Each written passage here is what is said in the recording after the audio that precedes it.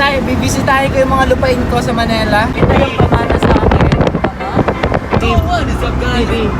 May lupain ka ba? Sa'yo yung part? Sa'yo yung part yan? Magkapit bahay lang pala tayo. Guys, ito yung bahay ng tutor ko.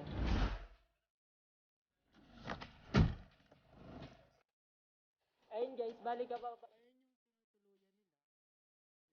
Ayun, nandito na.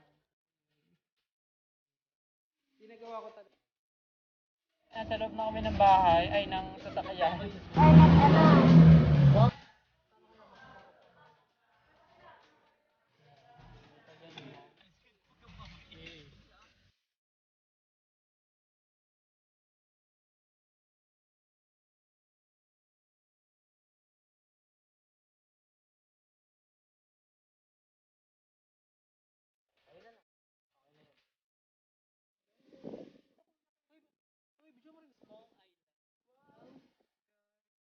Yan, yung dagat na yan. Yung kalhat. So guys, nandito na ako sa mismong pinakamagandang place dito sa restaurant ko. Yan guys, sakayat na tayo kasi papakita ko sa inyo yung mga foods na hinanda, no? Also, butter din yan.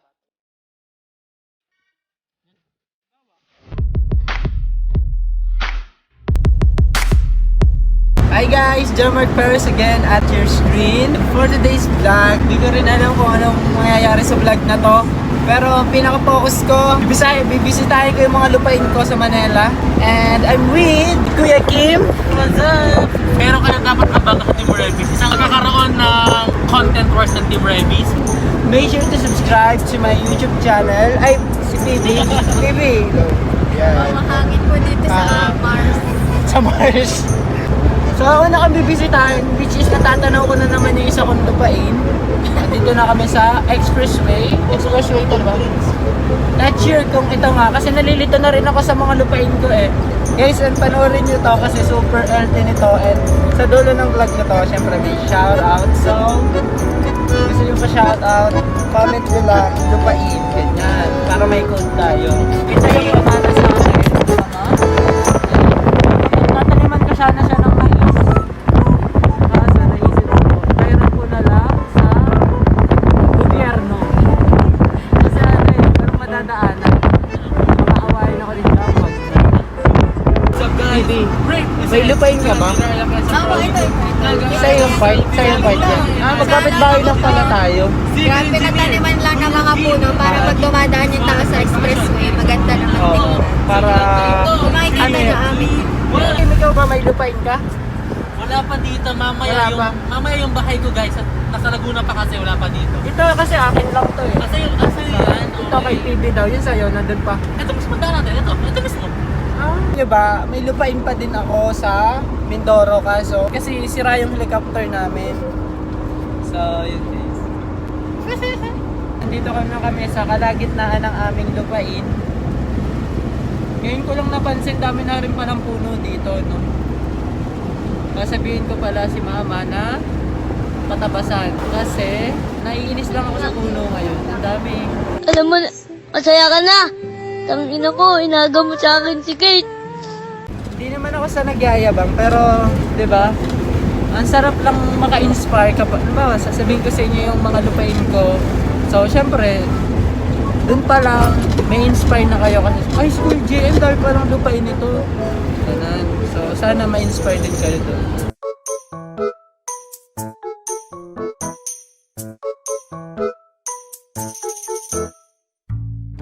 Ayan, hindi na kami pinaano doon sa tollgate kasi kakilala ko si ate. Siya yung namamahala ng lupain namin. Guys, ito yung bahay ng tutor ko. Bahay ng tutor ko. Oo, bahay ng tutor ko. Nandiyan na lahat ng kailangan ng mga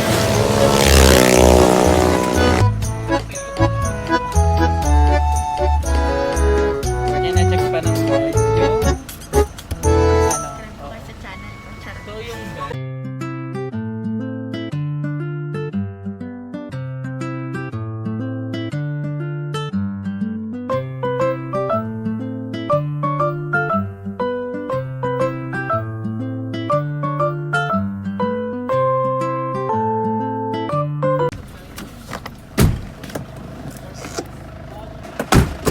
Habababa ko pa lang din sa pinapatuloyan ko. May tutor kasi ako. So, dito ko pinapatuloy yung mga tutor ko. So, ipapakita ko sa inyo. Very quick lang kasi medyo malaki kasi itong tinutuluyan nila. Kaya hindi ko mapapakita sa inyo lahat.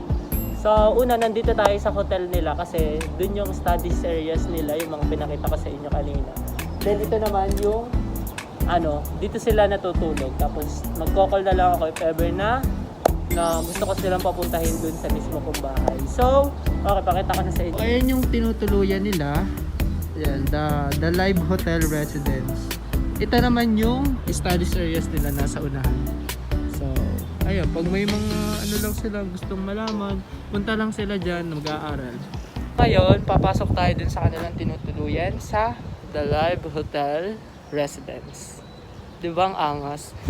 May hotel sa loob ng tinutuluyan ng aking mga tutor.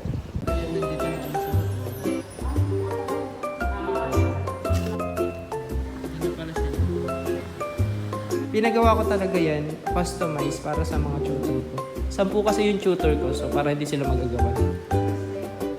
Dito kami minsan, ayan. Para iba-iba yung settings. Dito science, dito math. Nasa loob na kami ng bahay, ay ng sasakyan. Papakita ko sa inyo yung mga pictures ko kasi nag-visit, minsan lang kasi ako mag-visit dun sa hotel ng mga tutor ko. So, na-picturean agad ako. Siyempre, ilalagay yun sa website namin. Wala lang, para may pa-news. Parang news, gano'n. News kasi agad pag nalabas ako eh. So, pakita ko sa inyo yung mga pictures. Thank you, PB, sa pag-picture. Yan yung itsura sa picture nung yung kakain lang kami. Kasi nakakapagod din naman yung pag-tour ko sa inyo. Mamaya may tutor pa tayo.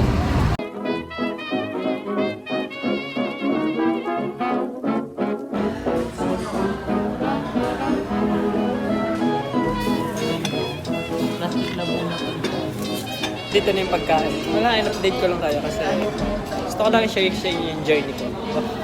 May pa-journey. Tila yung rice ko kasi diet ako ngayon. Sabi ng doctor ko. Ang stress na bangus. And also, Siyempre, meron tayong bulalo.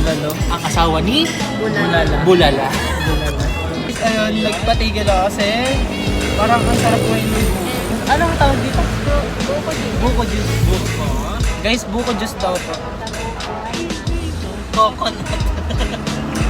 Sarap niya. Mga hindi ako nakatikim. Sarap. Siguro babalik-balikan ko to. Sige po, babalik po. Kampong ka. Closer in the backseat of your Rover, at that tattoo on your shoulder, corner of the backseat. Roommate, back in Buddha, mate, back in Buddha. We ain't ever getting older. Hey, hey,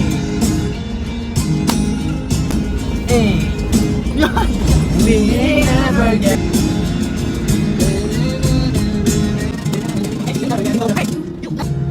I don't break your heart. Can't stop. Hey.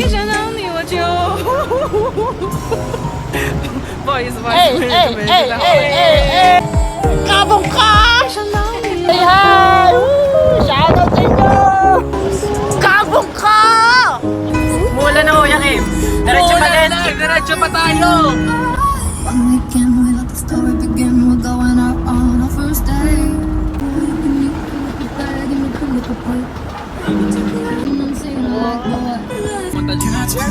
Slow mo mo.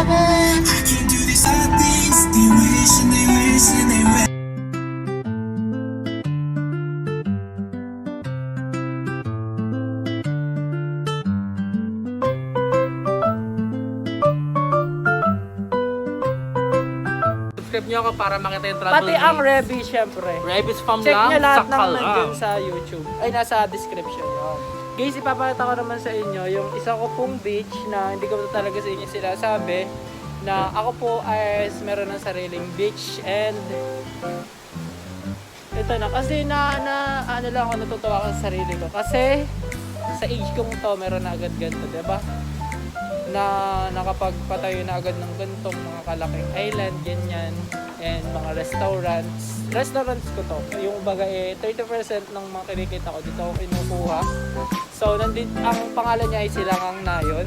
Guys, yan, yung dagat na yan. Yung kalahati, akin. Pero yung sa kabila, sa mga ano na yan, sa mga tihada o digos yan. So guys, nandito na ako sa mismong pinakamagandang place dito sa restaurant. So, nagpahanda ko naman ito ng pagkain meron makita namin. So, pinasyal ko muna yung mga kasama ko dito. Siyempre,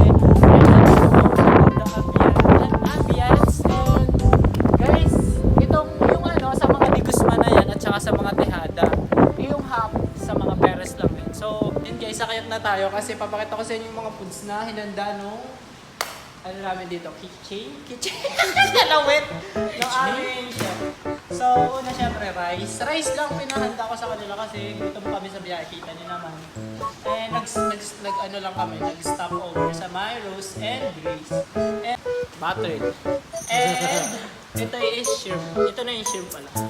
So, ayun, enjoy lang guys, enjoy kayo. Yan.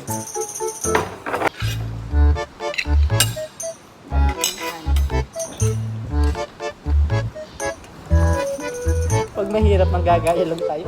Gano'n kaya karaming kinuha niya? Kuha kaya yun ng lemon? Everything. Lemon din, ano din? Also, Lemon din, ulam. shrimp. Ayun, tapos na kaming kumain. And hindi ko kasi gusto kayang i-vlog lahat itong buong resort. Kasi, I mean, di mo kasi ito resort. Parang ano lang siya, tambayan, ganyan. Kasi ang dami ko pang gusto sa inyo pakita ng magagandang place. Kaso nga, mabibitin tayo ang haba itong vlog na to. So, ito katulad nito guys ha. Papakita ko sa inyo yung isa pa dito ang maganda dito sa resort ko. Kundi ang exclusive siya para sa mga halimbawa, dyan kami, halimbawa yung mga pinsan ko may date, ganyan. So, dyan ko pinapapunta.